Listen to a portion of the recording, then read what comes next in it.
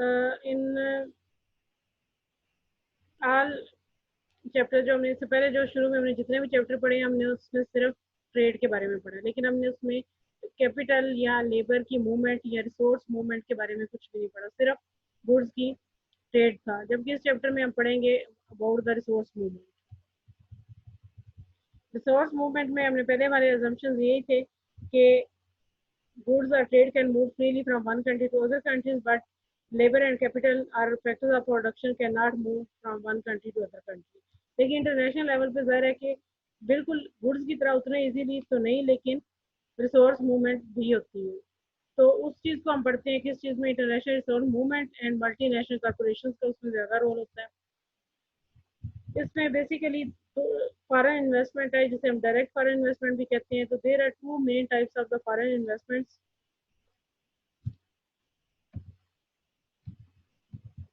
portfolio investment and direct investment. In the case of portfolio investment, it is purely financial assets as bonds and denominated in a national currency. With bonds, the investor simply lend capital to get fixed payouts or a return at regular intervals and then receive the face value of the bond at a specified date.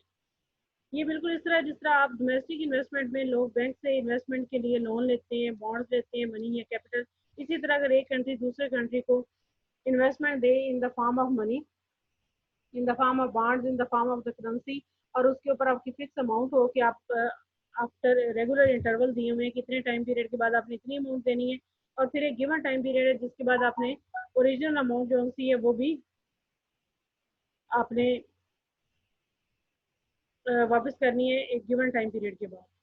जबकि direct investment में आप financial assets जो हैं वो दूसरे country को नहीं देते, बल्कि आप उसमें डायरेक्ट इन्वेस्ट करते हैं, रियल इन्वेस्टमेंट इसे कहते हैं। इसमें फैक्ट्रीज हैं, कैपिटल गुड्स हैं, लैंड है, इन्वेंट्रीज हैं, जो कि आप मैनेजमेंट भी आप दूसरे कंट्री में जाके खुद करेंगे, और उसमें आप कैपिटल और दूसरी चीज़ें भी और टेक्नोलॉजी भी आप अपने पास रखेंगे। तो इसको कहते हैं फॉरेन डायरेक्ट इन्वेस्टमेंट। जबकि पोर्टफोलियो इन्वेस्टमेंट में आप इन्हें एसेट्स की फॉर्म में है।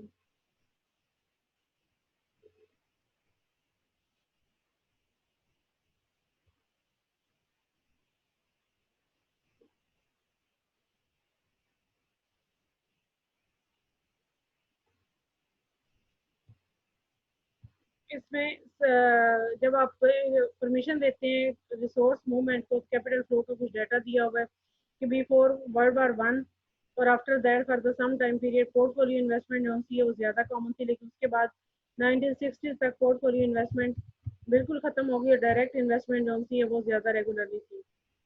तो अब भी फॉरेन डायरेक्ट इन्वेस्टमेंट को ज़्यादा प्रेफर किया जाता है, लेकिन दूसरी इन्वेस्टमेंट भी, पोर्टफोलियो इन्वेस्टमेंट भी किसी न किसी शक्ल में सेल देर है।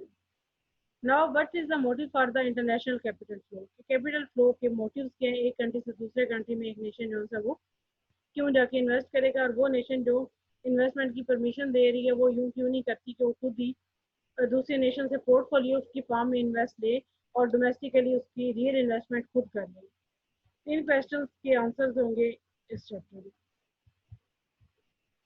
इसका पर्पस क्या होता है? जो इन्वेस्टिंग कंट्री है वो फॉरेन डायरेक्ट इन्वेस्टमेंट क्यों करता है? कि उनके जो सबसे पहली बात होती है कि उनके पास कुछ ऐसी टेक्नोलॉजी होती है, कुछ ऐसी काम होती है, कुछ ऐसा नॉलेज होता है जिसमें अपनी मोनोपोली रखना चाहते होते हैं, वो शेयर नहीं करना चाहते होते। इन दैट केस बजाय इसके को दूसरे कंट्री को पोर्टफोलियो इन्वेस्टमेंट की फॉर्म में दें, वो खुद इन्वेस्ट करते हैं दूसरे कंट्री में।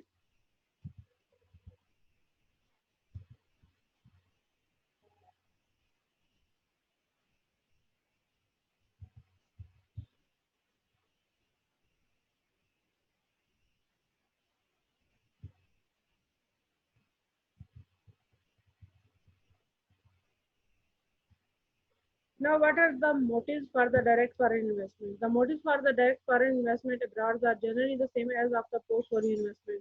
That is to earn higher returns resulting from the higher growth rates abroad. More favorable tax treatment or the greater availability of infrastructure or the diversified risk.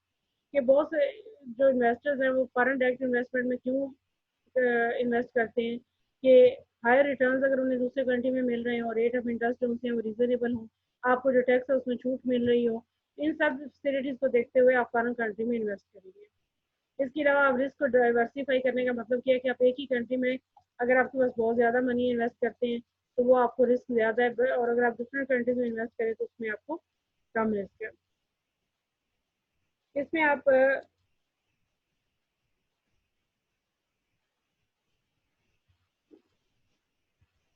ये क्वेश्चन भी यहाँ पे दिया हुआ है कि फॉरेन डायरेक्ट इन्वेस्टमेंट में foreign country के लोग क्यों ऐसा नहीं करते कि वो आपसे मनी लेके वो खुद इन्वेस्ट करें, क्योंकि उनका कंपेटिटिव एडवांटेज उनसे ज़्यादा होगा। लेकिन इसमें रीज़न ये दी हुई है कि बहुत सी कॉरपोरेशन जिनकी मोनोपोली या ओलिगोपोली होती है, या उनके पास मैनेजमेंट की ऐसी इंफॉर्मेशन होती है जो कि वो शेयर नहीं करना चाहते होते, तो उस सिचुएशन में खुद इन्वेस्ट करते हैं बजाय इसके कि वो अपना कंट्रोल जो है किसी और को दे दें, तो अपना डायरेक्ट कंट्रोल रखने के लिए शेयर करती है।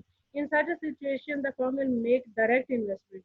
और वो जो डायरेक्ट इन्वेस्टमेंट है जिसमें आप अपनी फैक्ट्री का प्लांट दूसरे कंट्री में लगा देते हैं, उसे आप कहते हैं हॉरिजॉन्टल इंटीग्रेशन। इसमें एग्जांपल आईबीएम की दी हुई है, जो कि अपना कंट्रोल इंफॉर्मेशन अपने पास रखने के लिए डायरेक्ट इन्वेस्टमेंट करते हैं, और हॉरिजॉन्टल इंटीग्रेशन मीन ये कि अपने प्लांट्स लगा के खुद वो चीज़ प्रोड्यूस करते हैं। इसके अलावा नोकिया, टोयोटा वगैरह की इंफॉर्मेशन दी हुई है।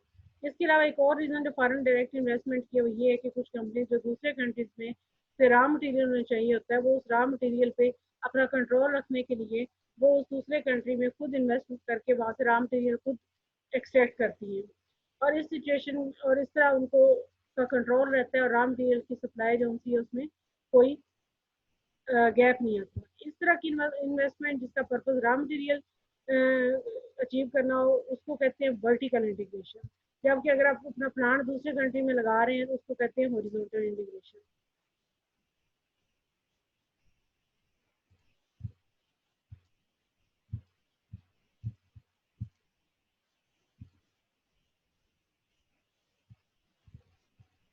मेन आगे हमारा आज टॉपिक तो वैसे है welfare effect of international capital flows.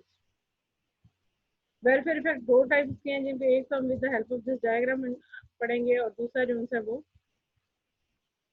हम वैसे इनके अदर इफेक्ट्स जो हैं वो पढ़ेंगे। इस चैप्टर की स्लाइड्स थी, ये मुझे मिली तो थी लेकिन ये मुझे कोई इतनी अच्छी नहीं लगी। मैं कुछ और भी सर्च करूँगी और जो ज़्यादा बेटर स्लाइड्स होंगी वो आपके साथ शेयर करूँगी।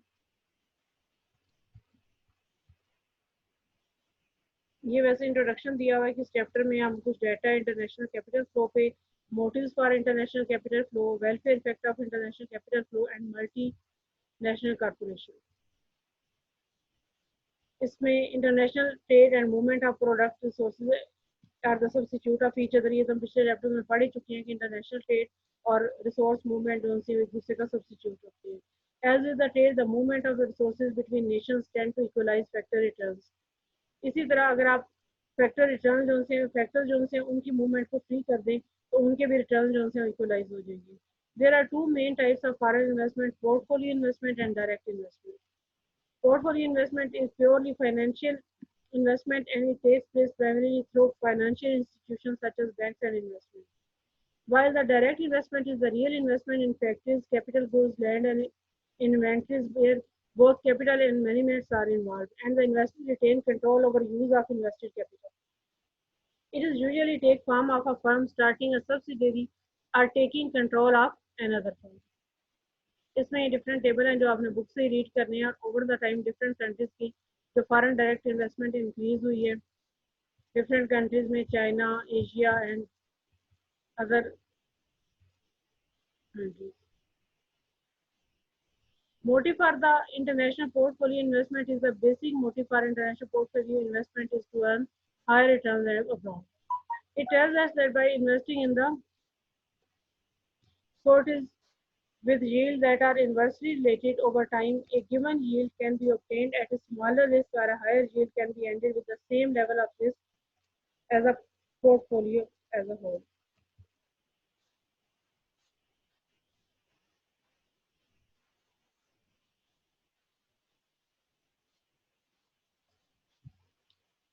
So a portfolio including both domestic and the foreign security can have higher average yield and a low risk than one containing only domestic securities. Portfolio investment अगर आपकी डोमेस्टिकली हो या international level पे, इसका मतलब क्या होता है कि आप किसी एक ही, कहते हैं जैसे हमारे मुहावरा भी होता है, सारे अंडे एक ही टोकरी में नहीं डाल देने चाहिए। तो आप किसी एक ही फील्ड में एक ही जगह इन्वेस्टमेंट करने के बजाय अगर डिफरेंट कंट्रीज में करें तो आपकी यील्ड या आपकी अर्निंग इंक्रीज होगी, जबकि आपका रिस्क नुकसान का जो है वो कम होगा। Direct foreign investment, the basic motive for direct foreign investment is to earn higher returns, possibly from higher growth rate abroad. मतलब अगर दूसरे कंट्री का ग्रोथ रेट ज्यादा है तो आप वहाँ जाके फॉरेन डायरेक्ट इन्वेस्टमेंट के जरिए अपनी फैक्ट्री सेटल डाउन करते हैं, तो आपको मे बी कि टैक्स टर्म्स है वो फेवरेबल हो, मे बी उनकी ग्रोथ रेट ज्यादा हो तो आप ज्यादा अर्न कर सकते हैं, और इस तरह आप अपने रिस्क को भी डाइवर्सिफाई कर सकते हैं। The basic motive for foreign direct investment is to earn high return, and the large corporations often have unique product knowledge or the managerial skills that can easily and profitably be used abroad, and over which the corporations want to retain direct control. Horizontal integration is the production abroad of a different product that is also produced at home. और vertical integration क्या है? It allows the backward linkage corporation to obtain control of a needed raw material and thus ensure uninterrupted supply at lowest possible cost. Are required later stages in the production process or ownership of sales or distribution network abroad. ये forward linkage है कि आप raw material के लिए करें या आपने जो गुड्स प्रोड्यूस कर लिए हैं उनको सेल करने के लिए करें, तो इसको कहेंगे आप वर्टिकल इंटीग्रेशन। लेकिन अगर आप डायरेक्ट प्लांट ही दूसरे कंट्री में नस्ब कर देते हैं तो इसे आप कहेंगे हॉरिजॉन्टल इंटीग्रेशन।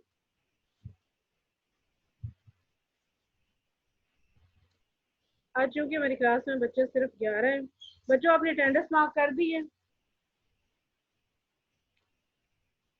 जो भी बच्चे क्लास में मौजूद हैं वो चैट में अपनी अटेंडेंस एंटर कर दें। अभी तक मेरे पास किसी भी बच्चे की अटेंडेंस नहीं आई, और आज सीआर मौजूद है। सीआर मुझे आप देख लीजिएगा, इस वक्त 11 बच्चे हैं, सिर्फ 11 बच्चों की अटेंडेंस आनी चाहिए। जी मैम। चलो बच्चों इस क्लास को फिर अब यहाँ पे खत्म करते हैं। कल इसको देख के आइएगा, कल यहाँ से लेके मैं फिर दोबारा थोड़ा सा इंट्रोडक्शन दे के आगे से फिर कर लीजिए। अल्लाह हाफिज बच्चों।